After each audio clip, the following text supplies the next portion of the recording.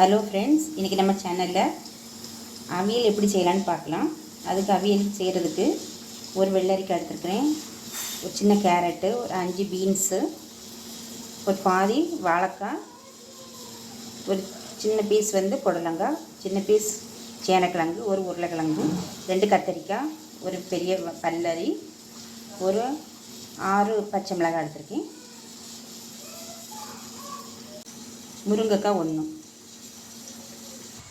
காயெல்லாம் கழுவி இந்த பக்குவத்தில் வெட்டி வச்சுக்கலாம். இந்த நீளம் இந்த சைஸில் வெட்டி வச்சுக்கலாம். கத்திரிக்காய் மட்டும் அடுப்பில் தாளித்து போடும்போது போட்டுக்கலாம். ஏன்னா கத்திரிக்காய் முதலே வெட்டி வச்சா கருத்துடும். இப்போ அடுப்பில் ஒரு கடாய் வச்சு கடாய் சூடானதும் அதில் எண்ணெய் ஊற்றிக்கலாம். ஃபஸ்ட்டு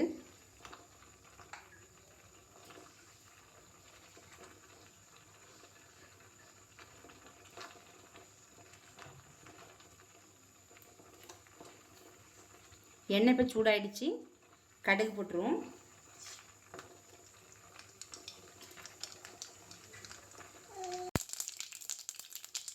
கடுகு பொரிஞ்சிச்சு, கருவேப்பிலை போட்டுக்கலாம்.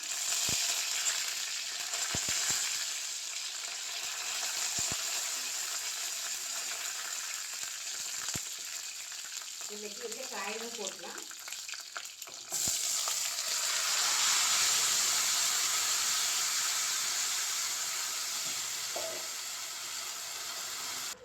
இப்போ காய்கறி எல்லாம் கொஞ்சம் கிளறி விட்டுக்குவோம். கிளறி விட்டுக்கிட்டு கொஞ்சமாக தண்ணி ஆட் பண்ணிக்கலாம். அதில் கொஞ்சமாக தண்ணி ஆட் பண்ணி மூடி வச்சுருப்போம், கொஞ்சம் நேரம் வேகட்டுன்னு.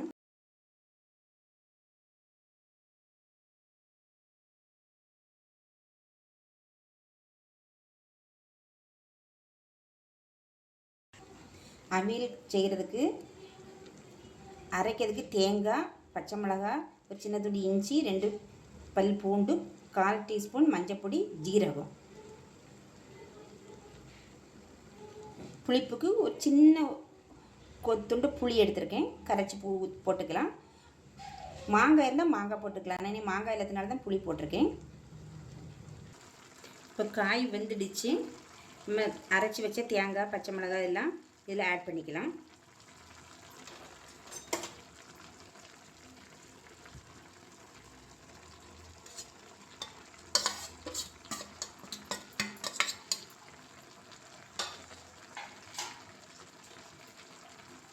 அதோட கொஞ்சம் இந்த புளி தண்ணி ஆட் பண்ணிக்கலாம்.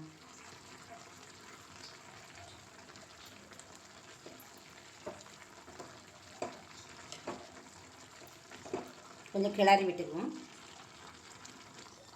தேவையான அளவு உப்பு போட்டுக்கலாம். அதில்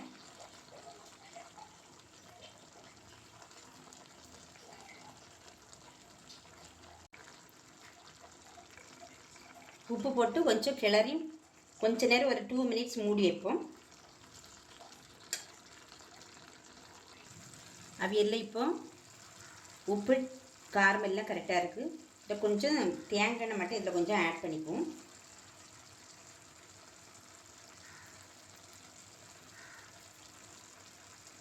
ஒரு 2 மினிட்ஸ் வெயிட் பண்ணி நம்ம இறக்கிடலாம்.